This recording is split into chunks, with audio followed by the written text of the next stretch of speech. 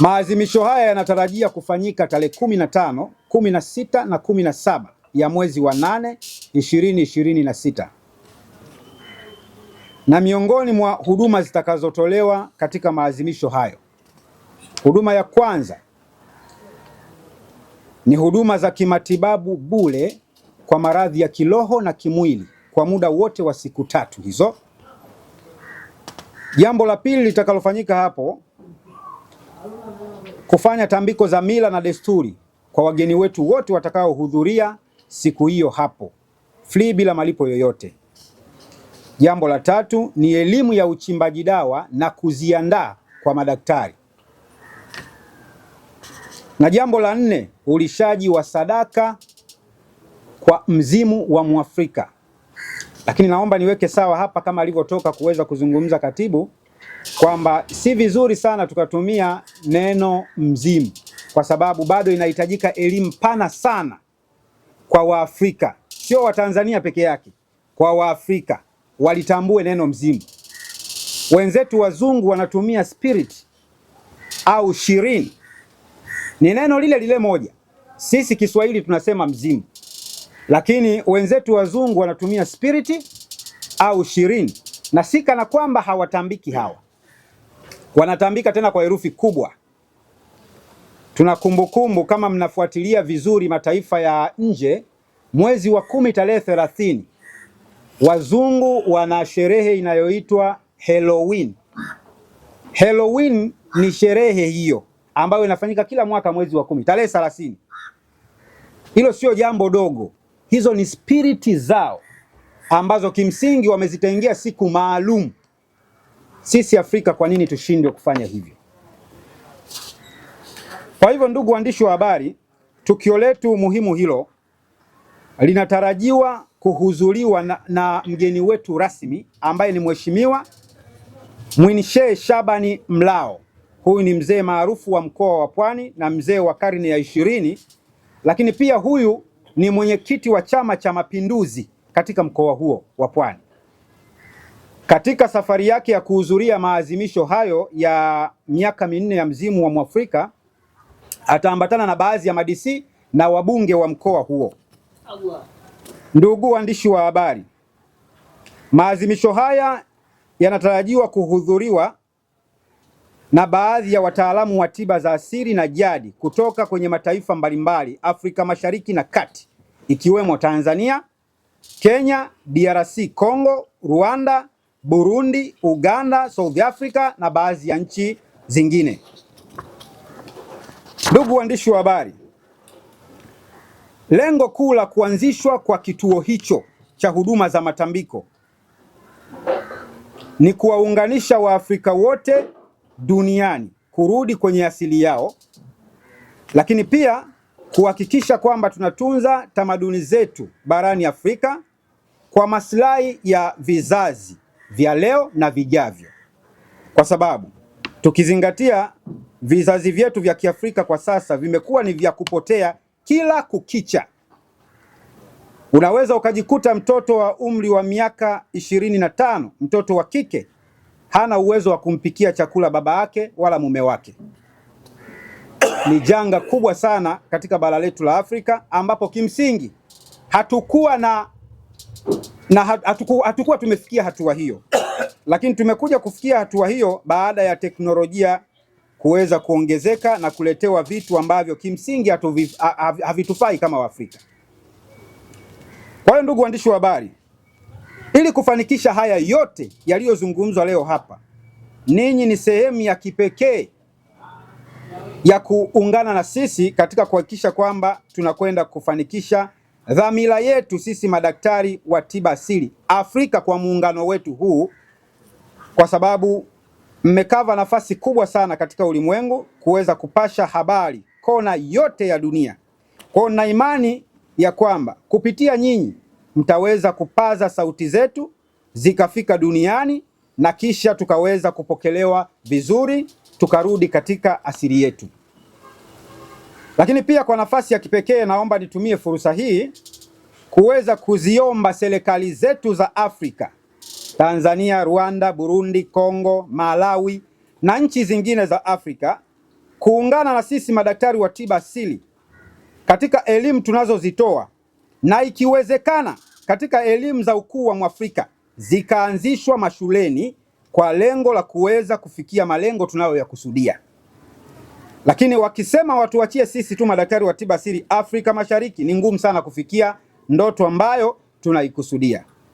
Kwa hivyo, kwa hayo machache ndugu waandishi wa habari, naomba nitumie fursa hii kusema asanteni sana katika kukaribia wito wetu huu, ambapo kimsingi tuna imani kabisa kwamba yaliyozungumzwa yote hapa mtayafikisha duniani.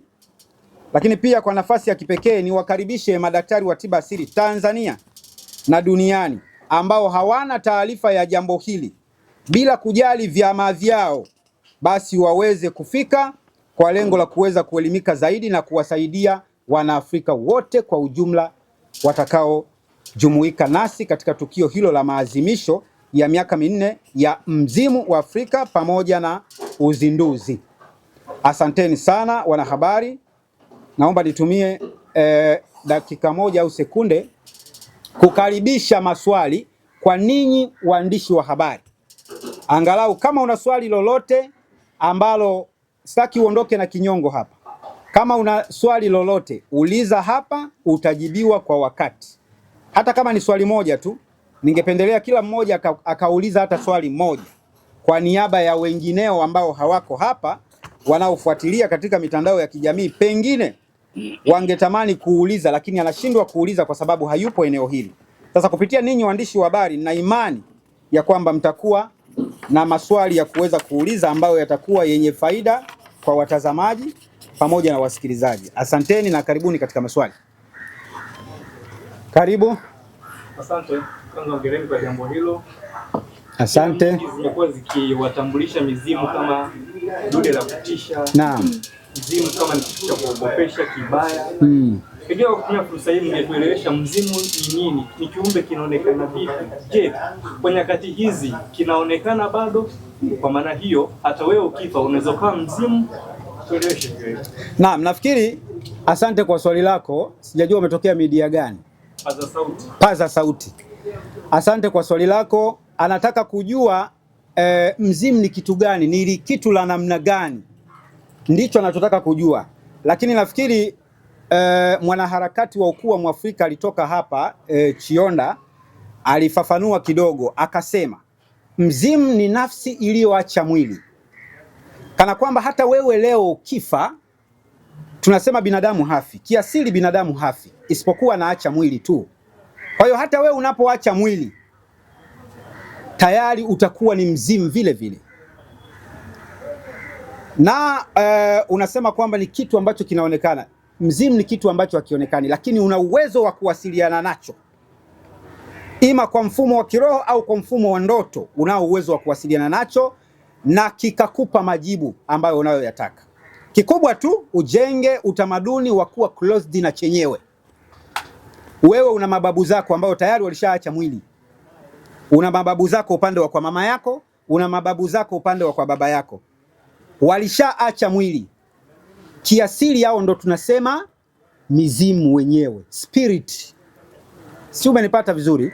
Kwa hiyo unapokuwa na utamaduni wa kufanya matambiko katika mila na desturi, ni rahisi wao kuwa karibu na wewe na kukupushi kwenye mambo yako pia. Si kana kwamba kuwa karibu na wao na ni tayari unakuwa unawaabudu. Hapana. Anayeabudiwa peke yake ni Mwenyezi Mungu. Hilo linajulikana duniani kote. Kwa hiyo kuwa closed na mizimu yako sina maana ya kwamba na kufundisha uende sasa ukaabudu mizimu. Hapana. Ndipo nikasema kwamba panahitajika elimu kubwa sana. Panahitajika elimu kubwa sana, watu tuelewe haya mambo kwa undani zaidi. Asante. Mwingine? Karibu.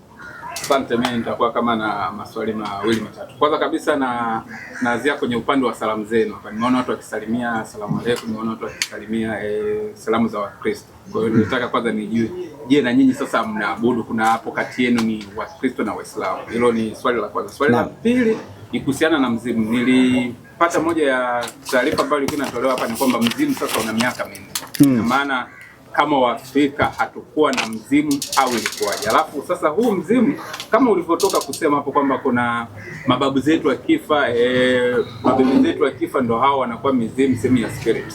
Hapa tunaambiwa kuna mzimu ambao upo Chalinze. Hii inamaanisha nini? Ni mzimu wa nani hasa huo mzimu ambao tunaambiwa kwa miaka 4 na wenyewe umekaa pale, hauwezi kusaidia? Kwa mfano tukiwa hapa hauwezi kusaidia kama ambavyo tulivyofundishwa kuhusiana na kumwabudu Mwenyezi Mungu, kwamba popote ulipo Mwenyezi Mungu na maabudu. Alafu nafikiri hayo yanatosha. Maswali yako matatu Sawa, swali la kwanza umesema, nikumbushe tafadhali.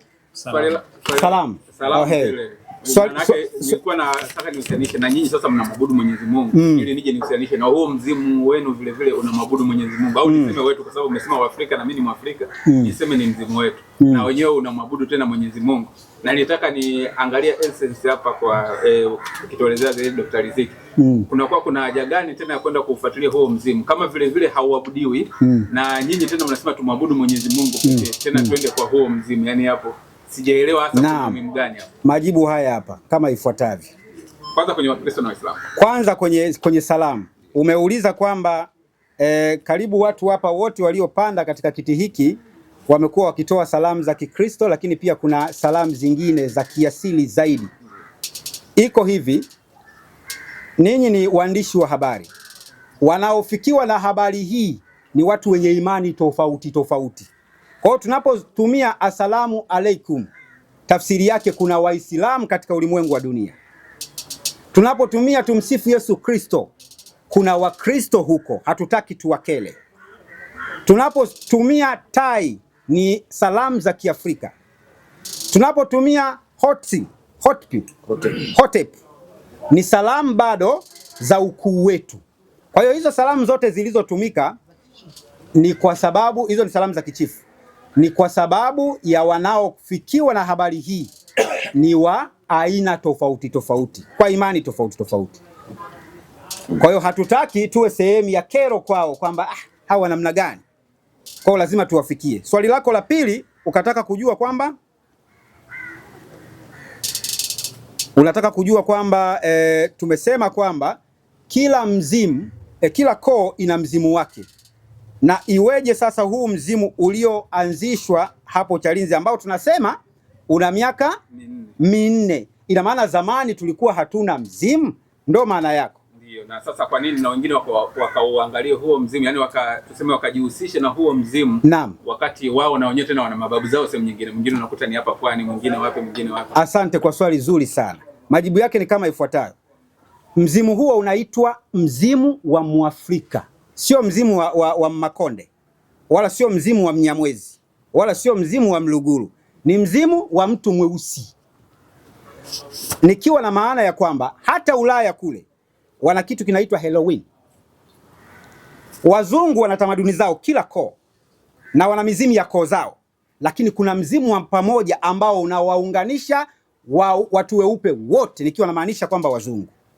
Kwa hiyo mzimu huo ulioko hapo ni wenye lengo la kuweza kuwaunganisha watu weusi wote katika ulimwengu wa dunia, nikiwa na maana kwamba Afrika Mashariki na Kati. Si umenipata vizuri? Kila mtu mweusi ana mizimu ya koo zake, lakini lazima tuwe na mzimu wa pamoja. Kwa nini tumeanzisha mzimu ule wa pamoja? Kwa sababu gani? Sababu ni hizi hapa. Tumekuwa tukipata changamoto nyingi sana, haswa sisi madaktari wa tiba asili.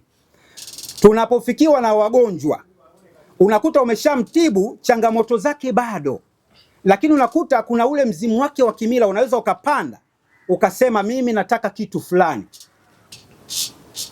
Unapomwambia kwamba nenda mahali fulani nyumbani kwenu ukatambike mizimu ya Kibantu, nenda katambike mizimu ya Kisukuma, anakuambia sisi kwetu walishakuwa walokole wote, daktari unanisaidiaje? Hawasikii hata, hawataki kusikia hata habari za neno mzimu hata siku moja. Unanisaidiaje? Ndipo ambapo tukaja na wazo sasa la kuanzisha kitu kinachoitwa mzimu wa Mwafrika, ambao kinajumlisha mizimu ya Afrika nzima ya makabila mbalimbali Afrika Mashariki, ambapo wewe sasa ambaye familia yako na ukoo wako zilishaasi mizimu kwa muda mrefu na una matatizo ambayo kimsingi hospitali yameshindikana, kanisani yameshindikana, kwa daktari wa tiba asili yameshindikana kwa nusu yake, tunakuchukua wewe kukupeleka kule, kwa sababu nyumbani kwenu tayari ni walokole wote kwenda kukuokoa pale. Ila kigezo, unapotaka kwenda kusaidika katika mzimu huo, lazima ujue chimbuko la kwenu, nikiwa na maana kwamba lazima ujue jina la ukoo upande wa kwa baba yako, jina la ukoo upande wa kwa mama, na makabila ya upande wa kwa baba na kwa mama, ndipo utaweza kwenda kusaidika pale. Tunachokifanya sisi ni kuangalia katika hayo makabila ulioyazungumza wewe, labda kwa baba Msukuma, kwa mama ni Miao, tunaangalia hao makabila huwa wanatambika na vitu gani. Sawa, vinaenda kununuliwa vile vitu, kama ni njuga, shanga, asali, kuku mweupe, sijui vinaenda kununuliwa pale. Tunaenda kuomba spiriti yako pale ikutoe kwenye kifungo, kwa sababu pengine mnaweza mkawa mmeshalaaniwa ukoo mzima kwa kudharau mizimu yenu. Sasa wewe kwenda kujinasua pekee ni kwenda pale. Utakapokwenda pale, wewe umejinasua wewe, sio baba yako wala dada yako uliyemwacha nyumbani, kwa sababu yeye hataki kusikia habari hizo. Nafikiri nitakuwa nimetosha kwenye majibu yako. Naomba niulize hapo kwa swali la mwisho. Karibu. Ngoja amalizie. Kuhusiana na huo mzimu. Labda sikuelewa tangu mwanzo ambacho kilikuwa kinafanyika.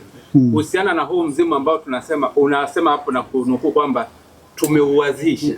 Kwa kawaida napata picha kwamba mzimu unakuwa lazima uwe juu yangu. Kwa hiyo hata wewe inatakiwa uwe juu yako, wewe ndo uukute, sio wewe uwazishe. Naam. Sasa unaposema umeuwazisha, alafu tena unanipa picha kwamba naweza hata nikaenda pale wakaitwa sasa mizimu mababu zangu ambao tayari walishafariki na wao wakaja. Kwa hiyo ni kama umeanzishwa mzimu au kimeanzishwa kituo ambacho watu wanaweza kufanya ibada za kuunganishwa na mababu zao. Labda turahisishe kwa hivyo. Kimeanzishwa kituo ambacho kinawaunganisha watu mbalimbali kwenda kufanya ibada za kuzungumza na mababu zao. Jibu lako nimelijibia hapo. Naam. Karibu. Bongo 5. Mimi ni muumini mkubwa sana wa mambo ya masimulizi. Nimekufuzwa huko. Mpaka sasa. Nilikuwa nataka kujua kwa sababu mimi natokea Ugweno. Sawa. Nimekuwa nikiona sana Wachaga, Wagweno, Wasangi na watu wengine wakiwa wanatambika maeneo sana milima huko. Sasa sijajua sababu ya kufanyia Chalinze ni sababu gani? Japo mnasema mmeshikwa.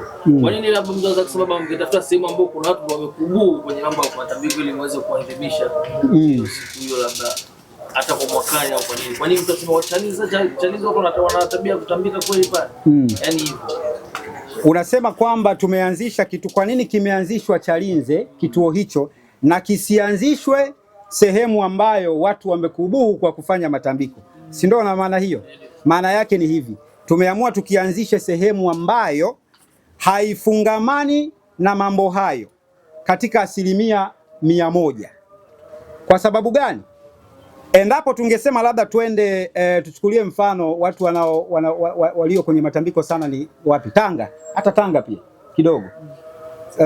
Tunasema leo tunakiweka Tanga katika 65 mpaka 70, watu lazima ule mzimu wangesema ni mzimu wa kabila gani wale? Wazigua, kuna Wasambaa, yani lazima tu kuna mzimu wa Wasambaa. Unaenda wapi? Nipeleke kwenye mzimu wa Wasambaa. Sasa hatukutaka kuweza kuchagua mkoa na wilaya ambao wanadiliki sana kufanya matambiko, tukaweka pale ambapo kuna 50% peke yake ya watu ambao wanafanya mila. Karibu. Naitwa Sikamagua kutoka Mwanza. Nina maswali mawili. Swali la kwanza, nataka nifahamu tofauti uliopo kati ya mzimu na msukule.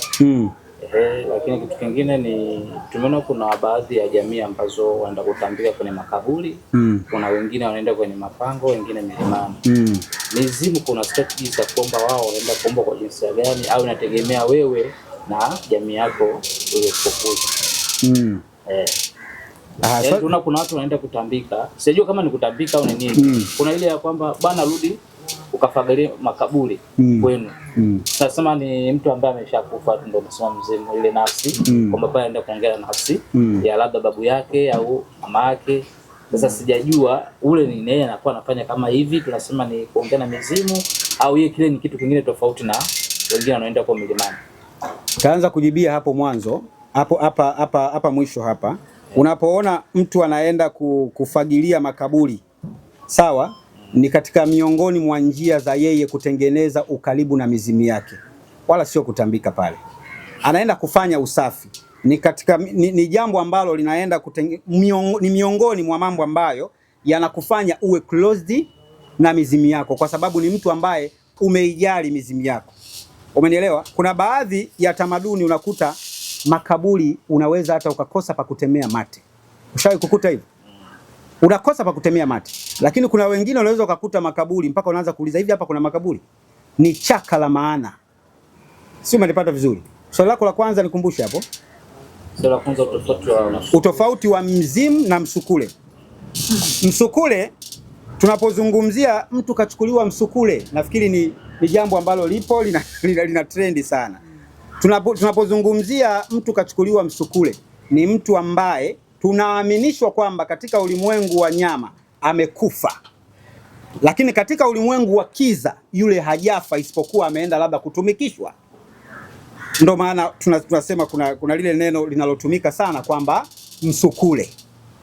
Ni maneno yanayosadikika na ni maneno ambayo yapo. Kimsingi hatuwezi kusema tuyakate kwamba yasiwepo, tayari yameshafika duniani huko. Lakini tukizungumzia mzimu ni kitu kingine kabisa, tofauti na hiyo. Sawa? Kwa hiyo kuna utofauti mkubwa kati ya mzimu na msukule. Msukule ni kitu ambacho tunaaminishwa huyu mtu amekufa, lakini katika ulimwengu wa kiza tunaambiwa kwamba huyo mtu bado anaishi. Ndio maana kuna baadhi ya matukio tunayasikia, na nyinyi waandishi wa habari ni mashahidi. Unaweza ukakuta mtu amekufa miaka 3, lakini mwisho wa siku ukajikuta kaibuka Kigoma, yuko kisimani anachota maji, watu wanawakimbiza huko balaa. Hivyo vitu tumeviona, mkiingia hata kwenye mitandao yenu ya kijamii tumeona sana, haswa Kigoma na sehemu zingine inajitokeza sana. Na hiyo sio Tanzania peke yake, ni nchi nyingi za Afrika Mashariki. Kwa hiyo ni jambo ambalo lipo.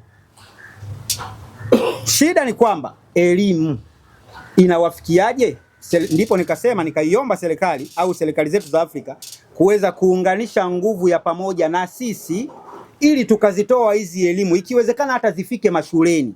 Mtoto unampeleka shule, tunajua kuna masomo ya jiografia, sijui historia, lakini pia pawe na masomo ya ukuu wa Mwafrika, ajue ya historia. Tuna historia tu sasa hivi.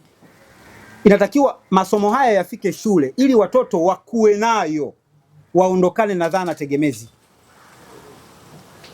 Naam. Nafikiri maswali yamekwisha. Asanteni kwa leo, tukutane katika kipindi kingine.